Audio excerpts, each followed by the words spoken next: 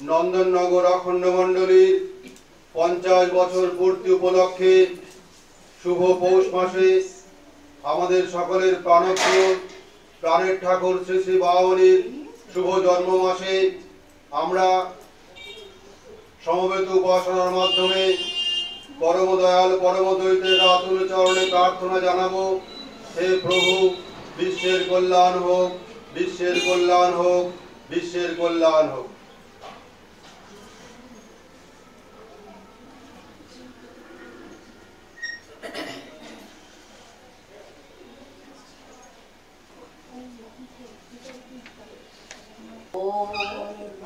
অখণ্ড সংস্থা শ্রী শ্রী স্বামী স্বরূপানন্দ পরমহংস দেবের উপদেশ বাণী পঞ্চম খণ্ড। সূর্যোদয় অনেক পূর্বেই আজ আশ্রম জনাকীর্ণ। রাত্রি 1.5 ঘণ্টা থাকিতেই শ্রী শ্রী বাবামণি গৌতমী নীরে আবগাহন পূর্বক স্নান করিলেন। রাত্রিরে বৃষ্টিতে উনানগুলি জলে পূর্ণ হয়েছিল। শ্রীযুক্ত যজ্ঞেশ্বর চক্রবর্তী, শ্রীযুক্ত সুকুমার ঘোষ, শ্রীযুক্ত হেমন্ত আচার্য প্রভৃতি জল সিঞ্চন করিয়া দিলে তুমুল হরিধ্বনির মধ্যে শ্রী শ্রী বাবামণি নিজ হস্তে উনানে অগ্নি সংযোগ করিয়া আশ্রম মহন্ত মন্দিরের মধ্যে প্রবেশ করিলেন। 1 ঘণ্টা কাল মন্দিরের মধ্যে অবস্থানের পরে শ্রী শ্রী বাবামণি যখন বাহির হইলেন, মন্দির প্রাঙ্গ তখন শত শত কুলো নরনায় পূর্ণ হইয়া গিয়াছে। শ্রী শ্রী বাবামণি বাহির হইবা মাত্র গগন বিদরী উলুধ্বনির মধ্যে শত শত পুষ্পমাল্য ও কুসুমাঞ্জলি শ্রী শ্রী বাবামণির গলদেশে ও পাদপদ্মে বর্ষিত হইতে লাগিল। শ্রীযুক্ত গিরিশচন্দ্র চক্রবর্তী সহধর্মিণী কন্যা, পুত্রবধূ এবং গ্রামস্থ বহু মহিলা ধূপ ধীপ দিয়া শ্রী শ্রী বাবামণিরে আরতি করিলে। অতঃপর শ্রী শ্রী বাবামণি আশ্রম কুটিরে সমক্ষে আসিয়া দাঁড়াইলে। কত অচেনা অচেনা নারী পুরুষ শ্রী শ্রী বাবামণিকে দর্শন মাত্র আনন্দ অশ্র বিসর্জন করিতে লাগিলে। কেহ কেহ তাহার পাদস্পর্শ মাত্র ভাবস্থ হইতে লাগিলে। নাম কীর্তন চলিতে লাগিল। দলে দলে কীর্তন সম্প্রদায় আসিয়া আশ্রম অঙ্গন পূর্ণ করিতে লাগিলেন। আকাশ পশ্চিম মুহুমুহু হরিধ্বনিতে পাষাণ পাষাণ হৃদয় বিগলিত হইতে লাগিল। মহিলাদের পক্ষে এই ভিড়ের মধ্যে প্রবেশ লাভ করা অসম্ভব জানিয়া দলে দলে মায়েরা আশ্রম কুটিরের বারান্দায় দাঁড়াইয়া ঘন ঘন উলুধ্বনি এবং লাল পুষ্পাঞ্জলি বর্ষণ করিতে লাগিলেন। কৃষ্ণপুরে নিত্য ধামগত শ্রীমৎ বৈকুণ্ঠ সাধু সম্প্রদায় ও কিসের দীর্ঘ লোকবাসী শ্রীমৎ বসন্ত সাধু সম্প্রদায় এত অঞ্চলে ভগবত ভক্তগণের অগ্রগণ্য বলিয়া পরিপূজিত। তাহারাও আসিয়া দলে দলে আশ্রম অঙ্গনে সমবেত হইলেন এবং কীর্তনানন্দে মগ্ন হইলেন। ভাব উল্লাস প্রবল হইল, জীব ছোট বড় ভেদাভেদ ভুলিল, ঈশ্বরী প্রেম সকলের হৃদয়কে দূরীভূত করিল। চিঠি বাবা মুনিকে প্রদক্ষিণ করিয়া তালে তালে চরণ ফেলিয়া মহা উল্লাসে অঙ্গ ডুলাইয়া ভক্ত প্রবেরা সুমধুর নাম গান গাহিতে লাগিলেন। শ্রী শ্রী বাবা মুনির সঙ্গে যাহারা গত 2 বৎসর একত্রে রহিয়াছেন, তাহারাও কখনো প্রবল ভাবের দ্বারাও যাহাকে আবেগকুল দেখেন নাই। চিরকাল ভিতরের ভাব ভিতরে লুকাইয়া যিনি বাহিরে কর্মযোগীর কঠোর রুদ্রমূর্তি ধারণ করিয়া রহিয়াছেন, আজ ভক্তগণ সেই রুদ্র উজ্জ্বল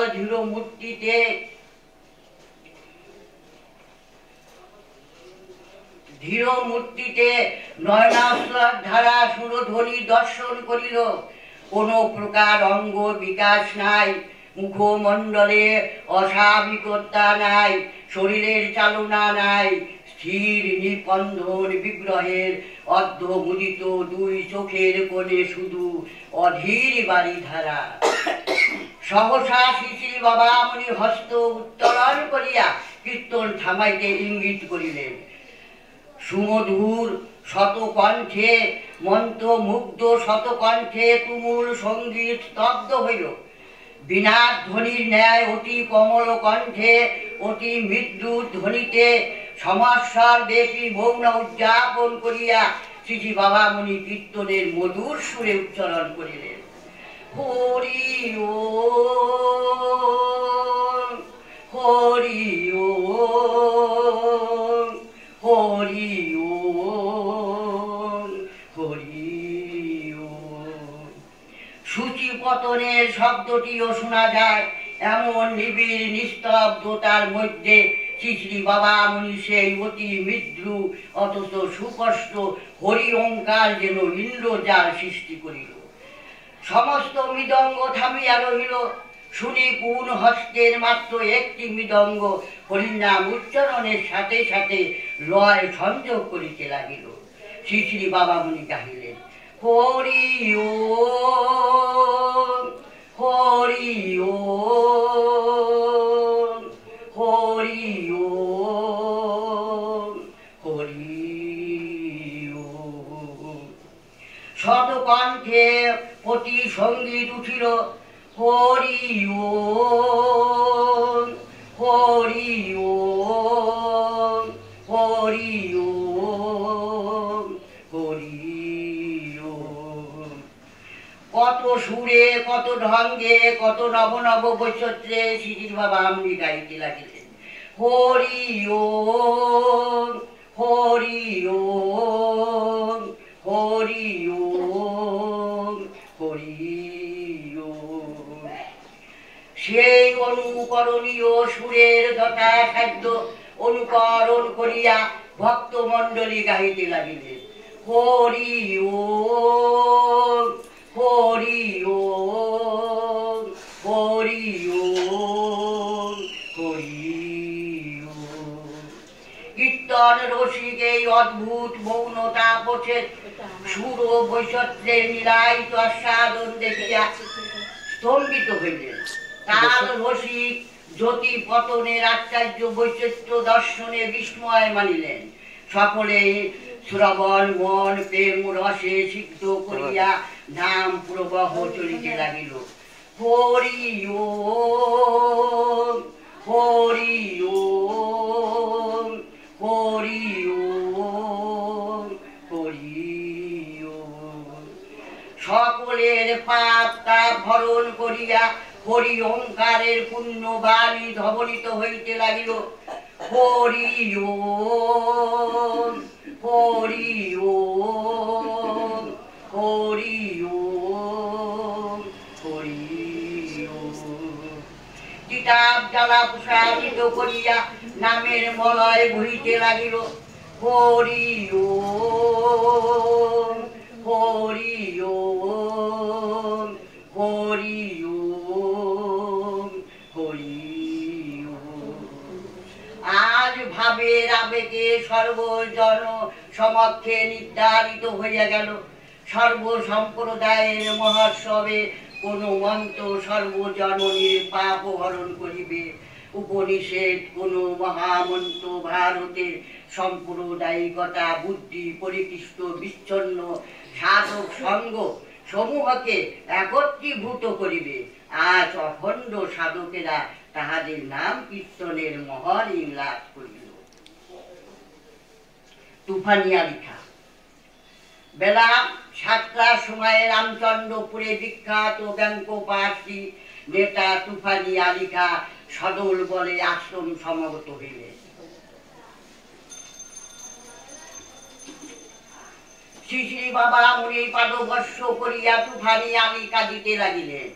তুফানি আলী প্রসিদ্ধ সরদি আলাউদ্দিনের খা কীর্তির ছাত্র। দারোয়া এবং গঙ্গার্থী হইত আরো 2টি প্রসিদ্ধ ব্যাঙ্কপাত্রী আসি আশ্রমে উৎসবে যোগদান করিলেন। 3টি বিশুদ্ধ ব্যাঙ্কপাত্রী বিনা আহ্বানে শত প্রণোদিত ভাবে উৎসব প্রসঙ্গে নিজ নিজ কর্তৃত্ব প্রদর্শন করিতে লাগিলেন। দেখিয়া সকলেই অত্যন্ত আনন্দিত ও বিস্মিত হইলেন। কুর্মিলা হইতে আগত নেত্রস্থানীয় বিখ্যাত ব্যক্তিরা এই সমারোহ দর্শনে বলতে আরম্ভ করিলেন, সাধনার দ্বারা অসম্ভব ও সম্ভব হয়।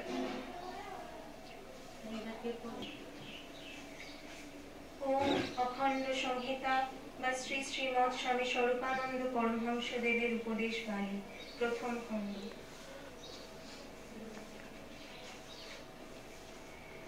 নামের শক্তি।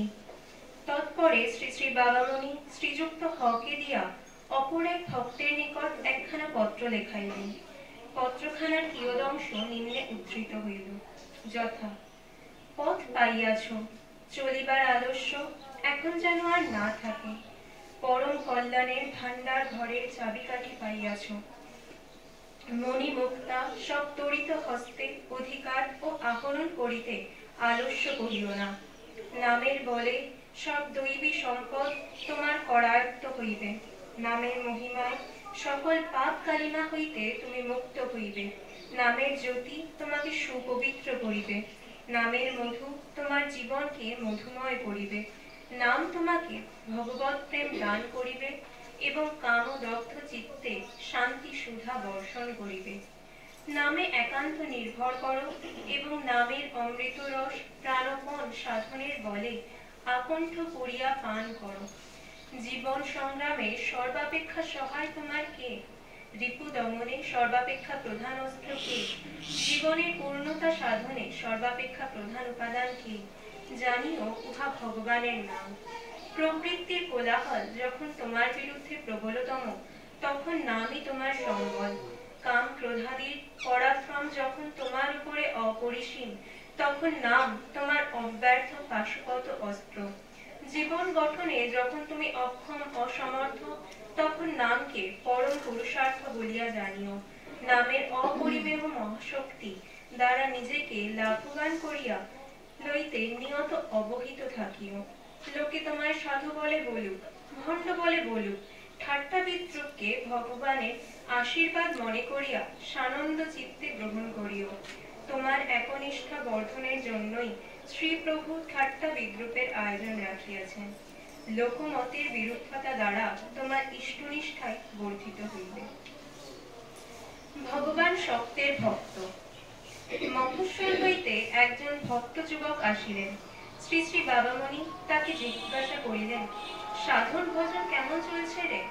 যুবক: আপনার আশীর্বাদে চলছে একরকম ভালোই। শ্রী শ্রী বাবামণি। মন প্রাণ দিয়ে সাধন করবি, সাধন ভজনহীন জীবনই বৃথা। যদি বেঁচেই থাকবি তবে ভগবানের রাজ্যের সবগুলি শ্রেষ্ঠ জিনিস আগে অর্জন করে নে।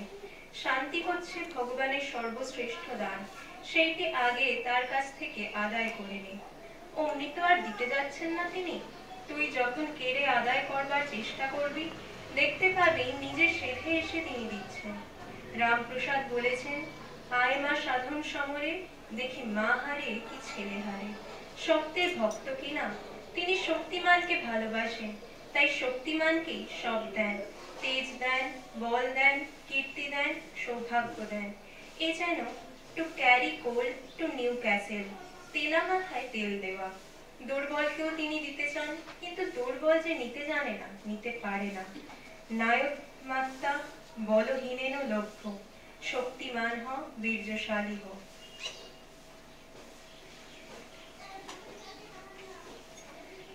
উপাসনার শক্তি। উপাসনার শক্তিতে বিশ্বাস করো। অঘটন ঘটাইবার শক্তি উপাসনার আছে। লম্পটকে জিতেন্দ্রিয় করিবার সামর্থ্য উপাসনার আছে। দুর্বলকে সবল করিবার সামর্থ্য ইহার আছে। গর্বিতকে বিনীত করিবার সামর্থ্য ইহার আছে। অবিশ্বাসীকে বিশ্বাসী করিবার সামর্থ্য ইহার আছে। কঞ্জুসকে দাতা করিবার সামর্থ্য ইহার আছে। স্বার্থপরকে আত্মত্যাগী করিবার সামর্থ্য ইহার আছে। রুগ্নকে আরোগ্য দিবার সামর্থ্য ইহার আছে। ক্ষীণায়ুকে বর্ধিতায়ু করিবার সামর্থ্য ইহার আছে। উপাসনার শক্তি অসীম ও অপরিমেয়। এই শক্তিতে পুনঃ পুনঃ বিশ্বাস করো, পুনঃ পুনঃ নির্ভর করো।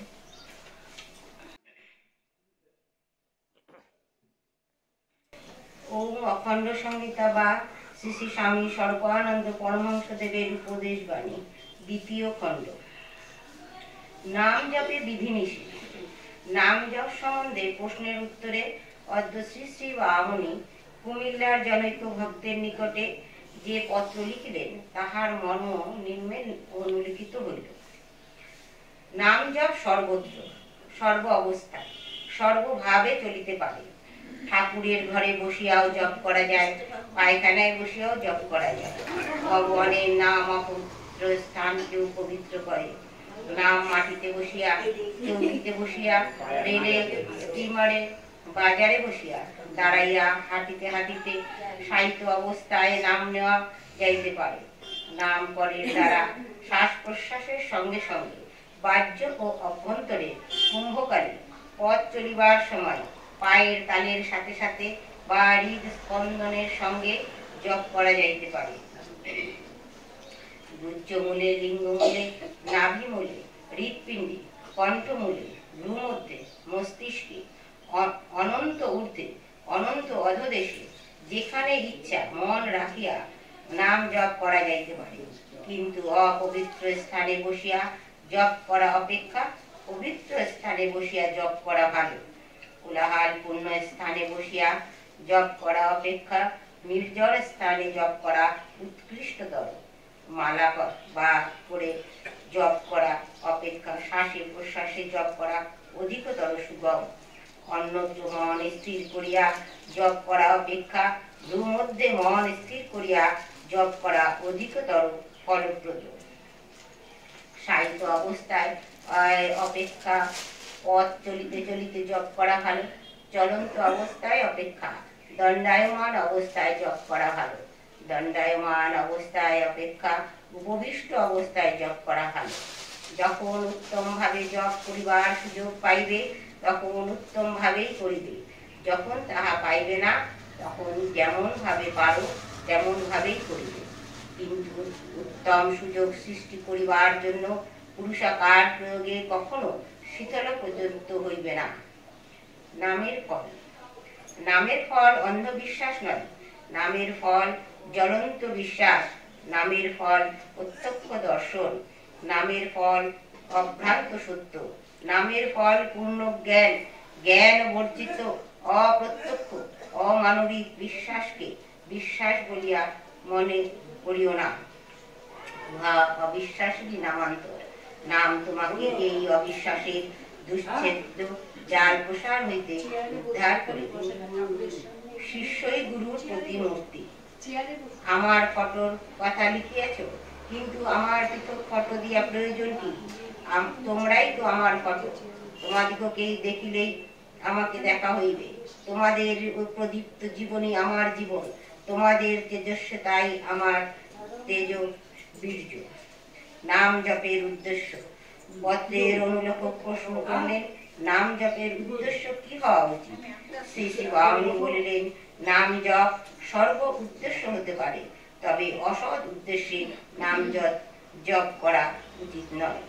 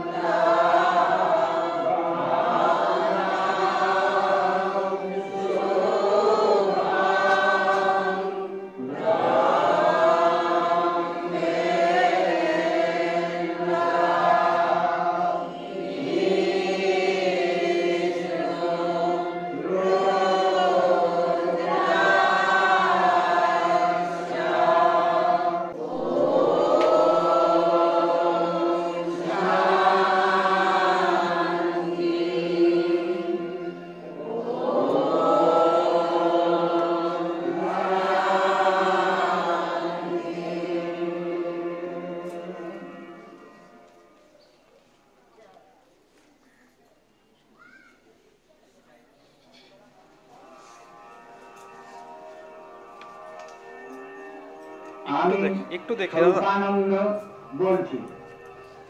সমবেত উপাসনা সর্ব সমন্বয়ের উপাসনা। এই উপাসনায় জাতি বর্ণ ধর্ম নির্বিশেষে প্রত্যেকের যোগদানের অধিকার আছে। অবশ্যই তাকে শুদ্ধ দেহে শুদ্ধ মনে বিশ্বাস নিয়ে যোগ দিতে হবে। সহস্র সহস্র লোকের একসঙ্গে উপাসনা করতে হলে শুদ্ধ সুখ ও শুদ্ধ লয়ের শিক্ষার প্রয়োজন।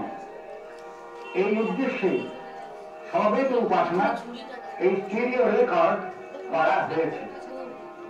আমরা চাই সবাই যেন সুর তাড়াতাড়ি শিখতে পারে। তারই জন্য কতগুলি সঙ্গীত যন্ত্র এর মধ্যে ব্যবহার করা হয়েছে। কিন্তু এই সমবেত উপাসনাকালে আমরা কখনো কোনো যন্ত্র সংযোগ করি না। কণ্ঠই সর্বশ্রেষ্ঠ যন্ত্র এবং একমাত্র যন্ত্র। প্রথম স্তোত্রটি রেকর্ডিং এর সময় ভঞ্জ গঞ্জ বন্ধু ইত্যাদিতে দুটি মাত্রা গান করে বাকি 4 মাত্রা যন্ত্রসঙ্গীতের দ্বারা পূর্ণ করা হয়েছে মনোহারিত্যের জন্য। কিন্তু উপাসনা কালে 6টি মাত্রায় কণ্ঠক দ্বারা টেনে রাখতে হয়। সমবেত উপাসনা কালে একমাত্র ওঙ্কার বিগ্রহে পূজার বেদিতে থাকবেন। কেননা ওঙ্কার সর্বমন্ত্রের প্রাণ, সর্বমন্ত্রের সমন্বয় এবং সর্বতত্ত্বের স্বীকৃতি। এই একটি মন্ত্রের মধ্যে বিশ্বের সমস্ত মন্ত্র বিরাজিত, সমস্ত তত্ত্ব স্বীকৃত। সুতরাং ওঙ্কার বিগ্রহ পূজার আসনে বসলে আর অন্য কোন বিগ্রহ বা প্রতিচিত্রে সেখানে থাকার কোনো প্রয়োজন নেই।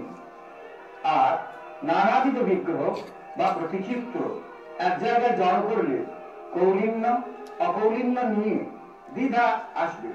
কি দরকার সেই দ্বিধা দ্বন্দ্ব সংঘর্ষ সৃষ্টি করা? সমবেত উপাসনা সবাইকে এক করার জন্য প্রবর্তিত। যে কেহ এই উপাসনায় যোগদান করুক তাকে পূজার উপচার নিশ্চয়ই সঙ্গে করে নিয়ে আসতে হবে। আরেকজনের বাড়িতে উপাসনা হচ্ছে, এই যুক্তিতে আমি শূন্য হস্তে যাব এ চলবে না। হয় একগুচ্ছ দুর্বা, নয় 3টি বিল্লদল, নতুবা কয়েকটি ধূপচন্দন কাঠি, অথবা যত সামান্য ভোগ নৈবেদ্য, যার যেমন সুযোগ বা সুবিধে তা সবাইকে নিয়ে আসতে হবে। আমার বাড়িতে উপাসনা, তুমি এলো উপচার নিয়ে, তার জন্য বলবো আমার সম্মানহানি হলো, এ হবে না। সমবেত উপাসনা সবাইকে সমান করে, এখানে সবাই মিলে এক হয়। সম্মান অসম্মানের প্রশ্ন এখানে নেই। সমবেত উপাসনার সর্বশেষে অঞ্জলি। সেই সময়ে এবং প্রণামকালে বা প্রসাদ নেবার সময়ে কোনো হুড়োহুড়ি হবে না, শৃঙ্খলা রাখা চাই। সমবেত উপাসনাতে কখনো পক্ষান্ন ভোগ দিও না, কারণ তাতে বিশৃঙ্খলার সৃষ্টি হতে পারে, তাতে উপাসনার প্রকৃত উদ্দেশ্য পণ্ড হয়ে যেতে পারে। এই উপাসনাতে ব্রহ্মগায়ত্রীর পরেই আমরা কিছুকাল স্তব্ধ হয়ে থাকি।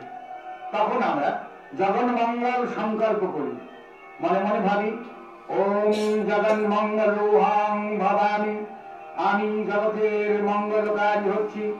ওম জগন্মঙ্গলোহং ভবামি, আমি জগতের মঙ্গলকারী হচ্ছি। ওম জগন্মঙ্গলোহং ভবামি, আমি জগতের মঙ্গলকারী হচ্ছি। আমার দেহ মন প্রাণ আত্মা সব জগতের মঙ্গলের জন্য তৈরি হচ্ছে। তারপরে মনে মনে যার যার ইষ্ট নাম জপ শুরু করি। মানে ঈশ্বর সাধনও আমার একার মুক্তির জন্য নয়, আমাদের তপস্যা জগতের সকলের কল্যাণের জন্য। এইটি এই সমবেত উপাসনার প্রধান বিশেষত্ব। এই কথা মনে রেখে সকলের মিলনের এই স্বাভাবিক সেতুটুকুকে তোমরা পূর্ণরূপে সদ্ব্যবহারে আনো, এইটি তোমাদের প্রতি আমার নির্দেশ।